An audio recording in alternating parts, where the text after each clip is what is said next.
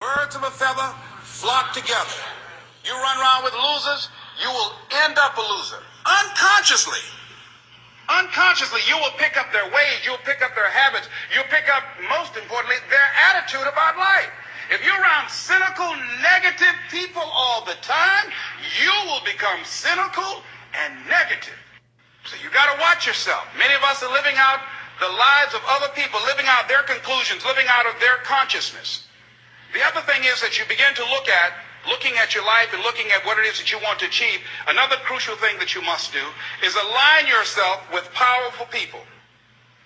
Align yourself with people that can encourage you, people that can empower you, people that you can learn from, people that you can grow from. That's very important. See, if you have people around you that can contribute to your growth. When I wanted to become a speaker, I joined the National Speakers Association. I wanted to be around the Dr. Norman Vincent Peales, the Zig Ziglars, the Dwayne Dyers. I wanted to be around people that were doing what I wanted to do. I wanted to learn from them. And you want to do that too. You want to align yourself with people who think like you, people who dream like you, people who want more out of life, people that are stretching and searching and seeking some higher ground in life. As opposed to the majority of people. Somebody said, always strive to get on top in life because it's the bottom that's overcrowded. And see, you don't want to be on the bottom. See, it's easy to be on the bottom. It doesn't take any effort to be a loser. It doesn't take any motivation, any drive in order to stay down there on a low level. But it calls on everything in you, ladies and gentlemen. You have to harness your will to say, I'm going to challenge myself. Sometimes I have to pull myself out of bed and say, come on, Les. Things I know I should do, I don't do. Things I shouldn't do, I do. I found that the biggest enemy you have to deal with is yourself. There's an old African proverb that says, if there's no enemy within, the enemy outside can do us no harm. You begin to look toward making this your decade, as you begin to look toward making your life different, as you begin to look at yourself, you've got to redefine yourself. Who are you right now? And who must you become in order to create what you want? What has to change about you? What is it that you're doing right now that would be a liability for you? As you begin to look toward the future and take inventory of yourself, what is it about you right now that you've got to leave this behind because this no longer fits? Looking at where you want to go and the kind of person that you must become, the kind of standards that you have for you, what is it that you must do differently? It makes sense unless you change your pattern, unless you change the way you're thinking, unless you change your behavior, you're going to continue to produce the results in your life. See, all of us are winners, but some of us are producing results that we don't want. And so all you have to do is look at your game plan, look at your strategy. How is it that you have been being? What is it that you've been doing to produce this? So you're the director, you're the producer, you're writing the script, you're the star of your life. And as you begin to look at your life, you can decide whether or not it's a smash or whether or not it's a flop. That's in your hands. Look at your life, look at where you want to go. Don't worry about your circumstances. Don't worry about your age. I have a friend who's up in age, over 70, and she wanted to build a multi-million-dollar complex. The name is Dr. Johnny Coleman. Lenders and bankers say, you can't do that, you're too old. She ignored them. That building now stands, ladies and gentlemen, a multi-million-dollar structure. But there are a lot of people who would have listened to that. There are a lot of people that would not have even gotten to that point. They would have talked themselves out of even going down to the bank to ask for it, because they've already said no to themselves. See, it's time now. If you want to make this your decade, you've got to start saying yes to your life. You've got to start saying yes to your dreams, yes to your unfolding future, yes to your potential, as opposed to saying no. See, 87% of our self-talk is negative. So you've got to make a conscious, deliberate, determined effort to say yes to your dreams. Why not? Why not me? Don't spend time like most people going through life complaining. You got to learn to let the past go so you can grow. Many people never act on their dreams because they allow their past experiences to determine what their possibilities are. Whatever you've done in the past, that's not a reflection of your possibilities. That's just a reflection of your consciousness. That's just a reflection of your development and your growth. The future is unfolding for you right now. The future is unlimited for you right now. No one knows where you can go. No one knows what you're capable of or what's possible for you. You don't even know that. I had no idea, ladies and gentlemen. No one could have convinced me that I was able to do this. I never forget, I was speaking in Detroit, and a high school friend of mine saw me afterwards, and he was backstage. He said, I can't believe it's the same person. And I thought for a moment, and I said, it's not. The person you know, he gone. We have the power to change our personal history, changing the direction of our lives, changing our thoughts, changing where we want to go, exploring new horizons. So as you begin to look at this decade and affirming that this is your decade, as you set goals that will make you stretch, that will bring out the best in you, as you begin to remove the negative, toxic people from your life, as you decide to take some chances in life, and that's one of the things that's very important. Viscard said, if you're not willing to risk, you cannot grow. And if you cannot grow, you cannot become your best. And if you cannot become your best, you cannot be happy. And if you can't be happy, then what else is there? Most people never achieve their goals because most people suffer from possibility blindness. They look around trying to think about the things that they don't have. Robert Roots, a young man who wrote a book about success principles of the three little pigs. He said, it's not what you don't have, it's what you think you need that keeps you from being successful or happy in life. It's not what you don't have. See, I was focused on what I didn't have. Don't have a college degree, don't have any credentials, never worked for a major corporation. I was focused on the negative things. It said, negative things are the things that you see when you're not focused on your goal. What do you come with? What is it? A friend of mine, Dexter Yeager, said, when the dream is big enough, the odds don't matter. I'm reminded of a great man. When I was reading Time magazine talking about some of the great minds of the last century, they didn't mention his name, Dr. Howard Thurman, one of the mentors of Dr. Martin Luther King Jr., and also an advisor to Mahatma Gandhi and Albert Schweitzer. And he said, the ideal situation for a man or woman to die is to have family members standing around their bed praying with them as they cross over. But imagine, if you will, being on your deathbed and standing around your bed, the dreams given to you by life, the ideas that you never acted on, the talents, the gifts, the abilities that you never used. And there they are, standing around your bed, looking at you with large, angry eyes, saying, we came to you, and only you could have given us life. And now we must die with you forever. And the question is, if you died this very moment, what will die with you? What dreams, what ideas, what talent, what leadership potential, what greatness that you showed up to bring, that you allowed fear or procrastination to hold you back. Perhaps that's why Henry David Thoreau wrote the words, oh God, to reach the point of death, only to realize that you've never lived, only to realize that you've never scraped the surface of your potential. When you don't have a true appreciation and acceptance for who you are, and you allow yourself to be immobilized by fear, what happens in the process is that you begin to abuse yourself. You begin to sabotage your life, you begin to sabotage your dreams, you begin to unconsciously work against yourself. You become your own worst enemy. So what do you do about that? Well, you begin to realize that your dream and your gifts have so much meaning and so much value for you till your hunger for them will begin to push you past the fear. Your hunger to have them will give you a special drive. As you work on yourself, as you begin to acknowledge your true identity, the true power that you have, the true capacity you have to bring about change, the miracle-working power that you have within yourself to do the things that you want to do. When you take them on, I'm reminded of a man who, this gentleman was doing a special study of a special tribe in Africa, headhunters. And he had difficulty in developing a relationship with these tribesmen because of the fact that he had fear. He had fear they would take his head. So he worked there for a long time with no effort, no progress in developing a relationship and rapport and being able to achieve a level of trust. So finally one night while he was in bed, he was thinking about it. I said, what is it that you came here to do? What is your life work as a missionary?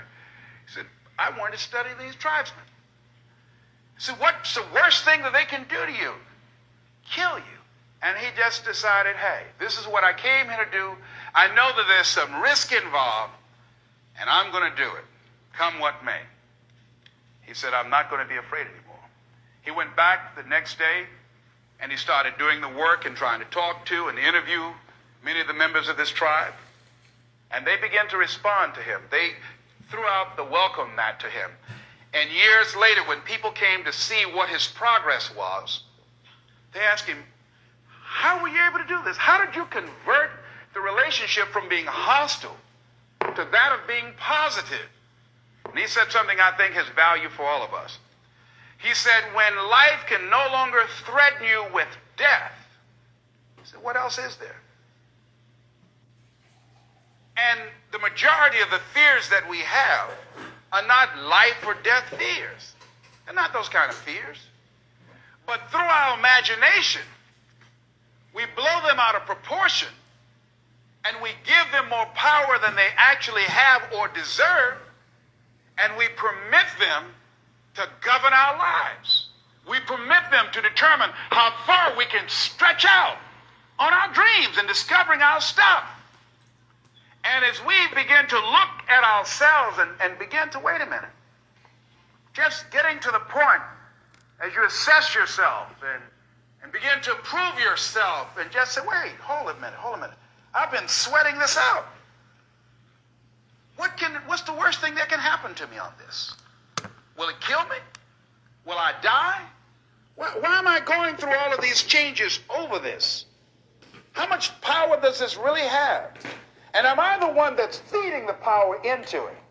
See, a lot of times we allow ourselves to be fed and to be programmed into being afraid. I mean, you watch the news and read the newspaper, you'll be scared to come out the house. Am I right? You'll be afraid. So what kinds of things, what kinds of thoughts are you feeding your consciousness? What kind of things are you putting in your mind that will enable you to either move forward or to justify why you're staying where you are? So I remember when I ran for state representative in Columbus, Ohio, and I had a lot of people telling me, and you got to watch not only the conversation within, but the conversation without, telling me, Les, you can't possibly win. You can't do that.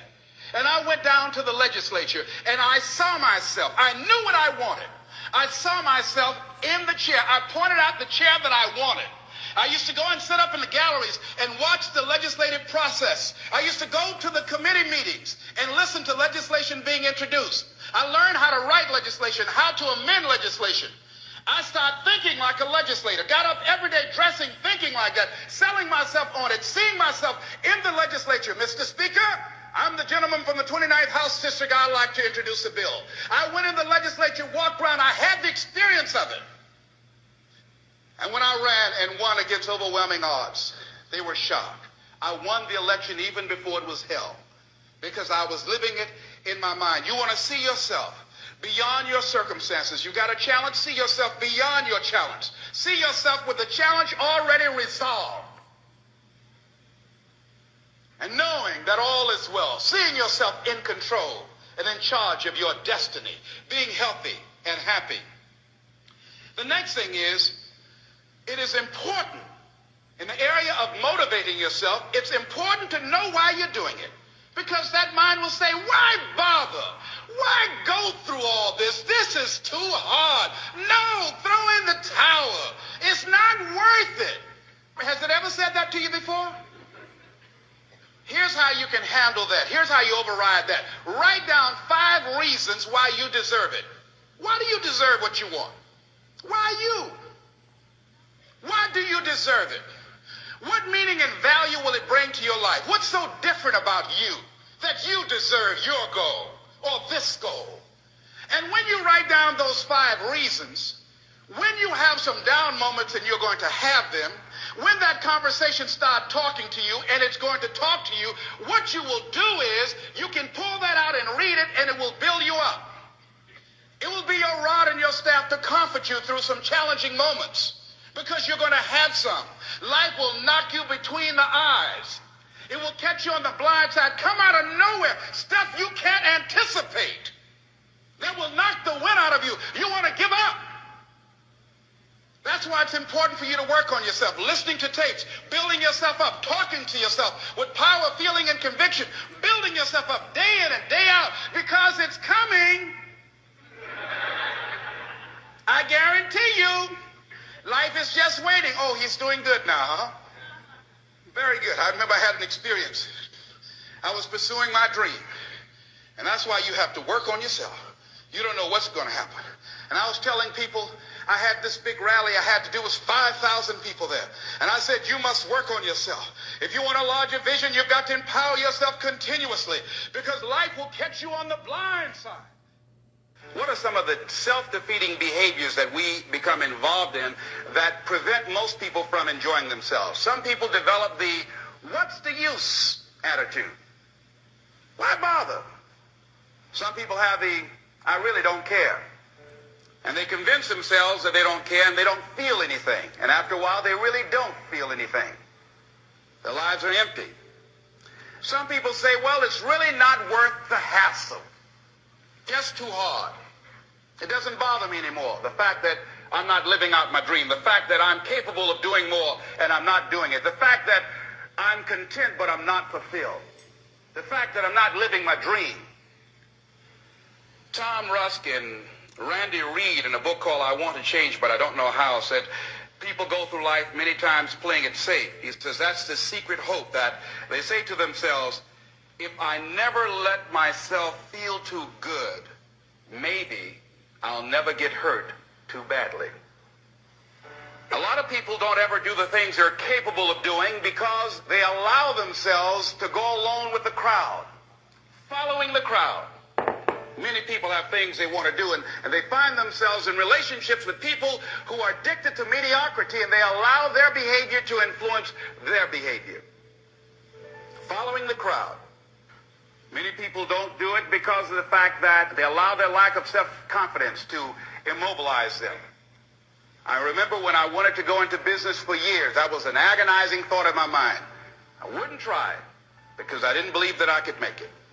Of the 5 things that you would like to do if you had the courage to do, I want you to pick one thing. Pick one. And here's how to set it up for yourself that will help free you and get you unstuck. What is the worst thing that can happen if you do it? So what's the worst thing that can happen? Let's say going into business for yourself, or changing careers, or getting a divorce, taking some kind of chance of something that you've always thought about doing, but you just haven't done it for whatever reason. What's the worst thing that can happen? Do the worst case scenario. Now, when you do the worst case scenario, you write those things down, the worst things that you fear would happen. When you name your fears, that puts you in control. What are you afraid of? Name it, write it out so you can look at it. Confront that fear. What is it? I'm afraid that things might work out. What else, Les? Well, I've never been in business, okay? What else, Les? Well, I don't have all the help I need. Okay, good. What else, Les? Well, I don't have enough money. All right, good. What else, Les? Well, I don't have a college degree. What else? I'm not as good as those other guys that I've seen up there speaking. Okay, what else? Well, that's all I can think of right now. Okay, good. Now that takes you to the next step. What are the benefits? What are the benefits of your acting courageously, taking life on? Well, part of what happened was that I felt better within myself, and I had a strong sense of self-respect. Going into business for myself, I made a lot of mistakes. Sometimes I was down on myself. I felt stupid. I felt dumb because people who were in business said, why would you do something like that? Well, I didn't know. Boy, were you really dumb. But the other thing is, I had to say to myself, but I did it. I did, even if I made a flop of it, I did it. I took the chance. I took the lead. What are the benefits of your acting courageously? Whatever it is that you've identified. Write the benefits down. And then focus on them. Focus on the benefits. Not on the liabilities. Not on your fears. Focus on the benefits. That which you hold in consciousness tends to manifest itself. Think about how good you feel. Think about the level of increased self-respect, the sense of self-worth that you'll feel. How good you'll feel getting up in the morning, looking yourself in the mirror. because you're taking life on. The other thing is acknowledge your fears and then go into action. This book is called Feel the Fear and Do It Anyway. That's it. See, I believe anybody who's ever done anything, who's ever taken a chance, doesn't mean that they're not afraid. Courageous does not mean being the absence of fear. I think that being courageous is willing to do it because that's what you feel, and you're going to do it anyhow, regardless. You're not going to be immobilized by your fears or your doubts. You admit, okay, I'm scared to death. Now, okay, what is it that I must choose to do? Go ahead and experience that fear, but don't let that fear immobilize you. In what you've done with your life thus far, is it giving you what you want? Is it giving you what you want? When you look toward the future, when you look at all that's going on out here, is there some place within yourself you say, hey, I know I need to be out there in that arena. I know I can do more than what I've been doing. I know there's some great music that I have within me that I haven't brought out here yet. Is that something that you begin to look at within yourself? See, I say if you look at your life, and if you're not getting what you want, you owe it to yourself to do something differently. If you're on a job, 85%, they say, of Americans go to jobs that they're unhappy. If you're doing something 8 hours a day that you don't like, it's not giving you what you want, it's not giving you a strong feeling of satisfaction and fulfillment, you're miserable, you hate to go there, you're depressed just thinking about it, you sing the Thank God It's Friday song every week, it's giving you headaches just thinking about it on Sunday afternoon after the football game goes off. If that's what it is, you owe it to yourself to start strategically working to change directions. See, but you know what most people will do? Most people will resist change. Most people will fight change as if change would be worse than what they're experiencing. When you're working on a dream, at some point in time, a transition takes place. And the transition is what you are becoming in pursuit of the dream.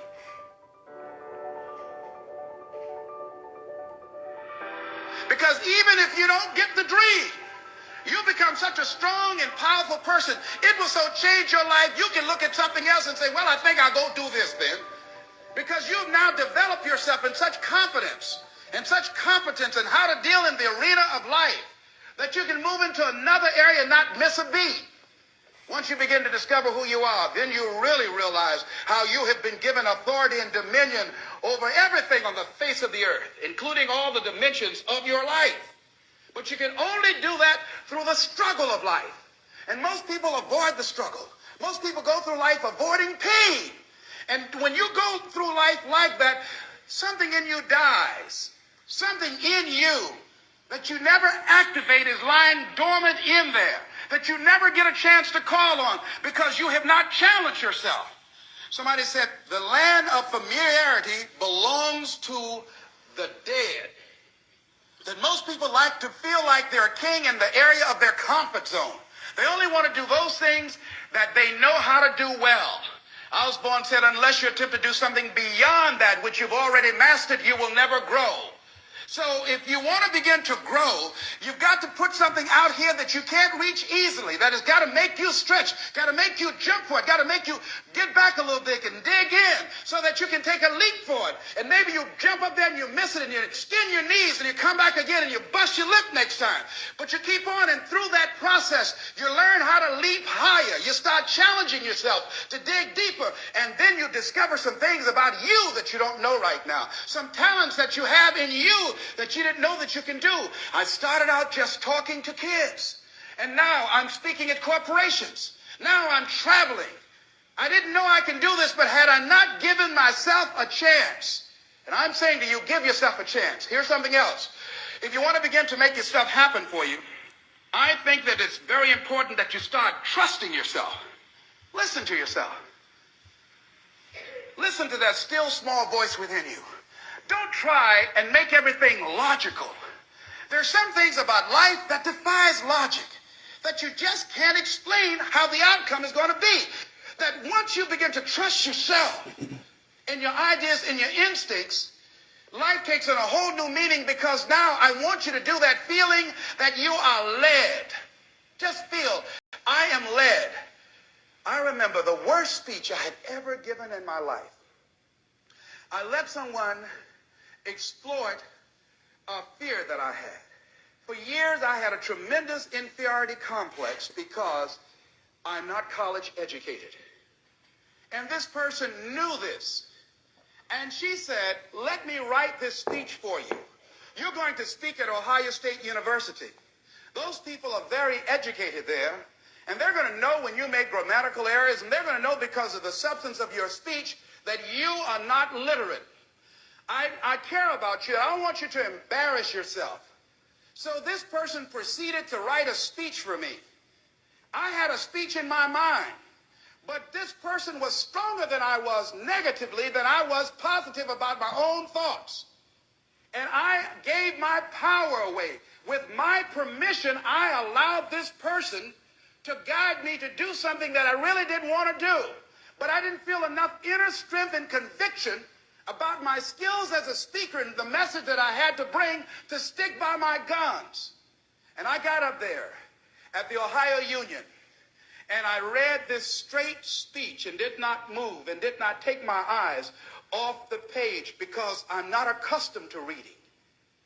And after I finished, some people gave me a standing ovation because I read it extremely well, and I was very tense and I was very nervous. Ladies and gentlemen, don't give your power away. You don't need anybody to approve your dream. It was given to you. If they can't see it, it's because it wasn't given to them. It was given to you. Hold it, nourish it, cultivate it, work on it. It's yours. It's your baby. Work on it until it comes into fruition. I gave away my power, and I said, I'm not going to do that no more. Here's something else for those who make it today. Do what you know is right. Treat people like you want to be treated. Don't try and take any shortcuts. Don't try and cheat. Pay your dues up front. I believe, ladies and gentlemen, what goes around comes around. You can pay now, or you will pay double later. So do the right thing. There might be a tendency sometimes, because of the negative part of our consciousness and our own programming, for us to want to say, well, I just do it this time. It won't matter. Won't nobody know. Ladies and gentlemen, everything matters. And you know you're somebody.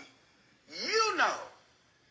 I'd rather lose out on my dream doing the right thing than to cheat, trying to make a shortcut to get to my goal. I want to be able to look myself in the mirror. And that's what you want to do. There's no saying, judge a man not by what he does, but by that he doesn't have to do. And to judge the true quality of a man is what he do when nobody's looking. See, there's some good out there for you in the universe that has your name on it. And nobody can get your good. It has your name on it. They can't take your stuff. It's your stuff.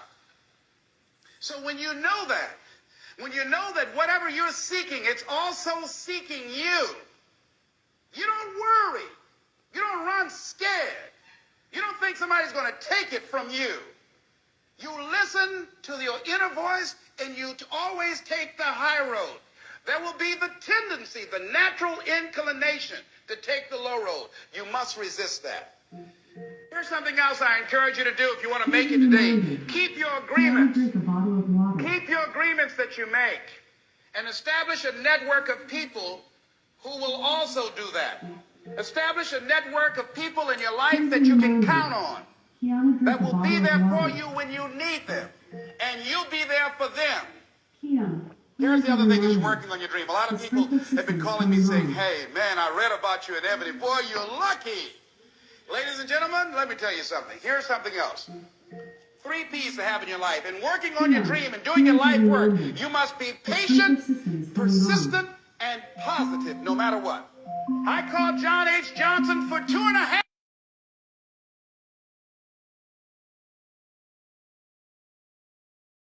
wouldn't talk to me. Then I was persistent. trying to find out who knew him that could invite me there to meet him or an opportunity to speak so that he could hear me. And I met a guy who worked for him.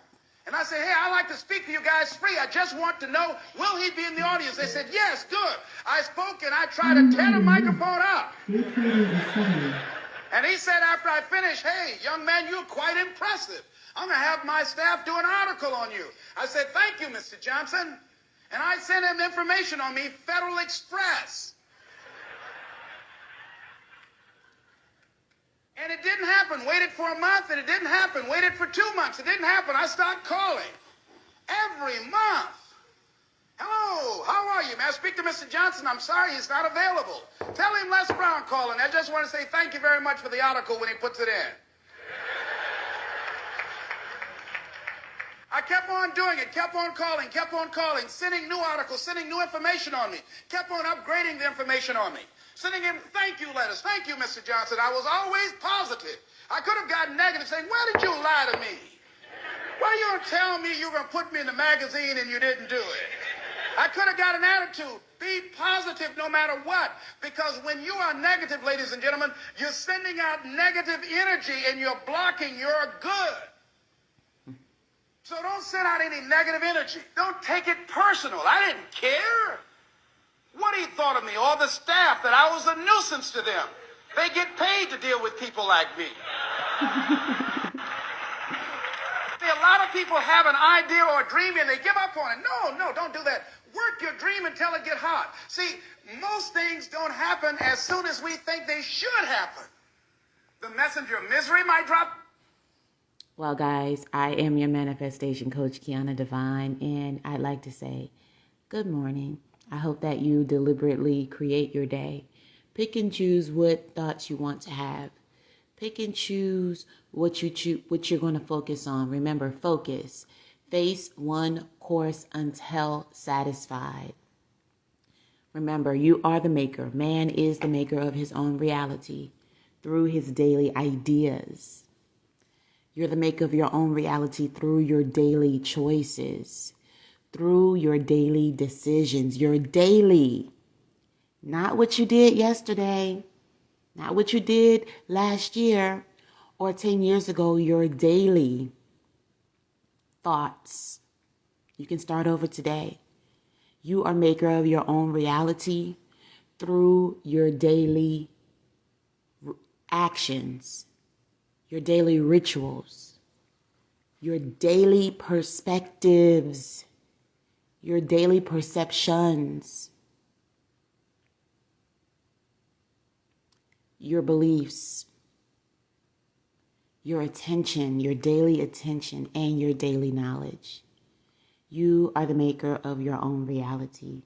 So make something great today, deliberately. I love you guys. And I'll see you later. Bye. Grand Rising.